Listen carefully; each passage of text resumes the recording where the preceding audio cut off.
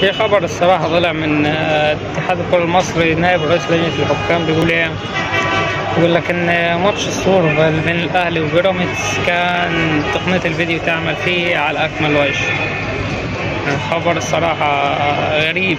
المهم اللي كانت شغالة الاشكالية اللي حصل في الماتش، يعني كل اللي حصل ده كله التقنية كانت شغالة. الضرب والكور اللي فيه، يعني ضربة جزاء ما اتحسبتش للأهلي، وفي الضربة اللي اتحسبت أساسا مش ضربة جزاء، ده كله والحكام كانوا بيتفرجوا بيعمل ايه، والناس كانت بتضرب بعض، دي بتعمل ايه يعني اللعيبة دي؟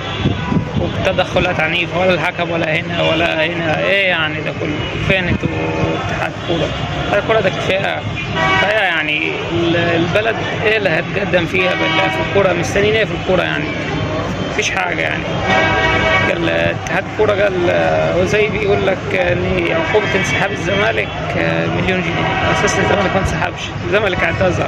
لو انتوا بتفهموا اصلا كورة، عضو لجنة، عضو من اتحاد الكورة، ما تفهم الزمالك ما انسحبش، اعتذر قبل المباراة.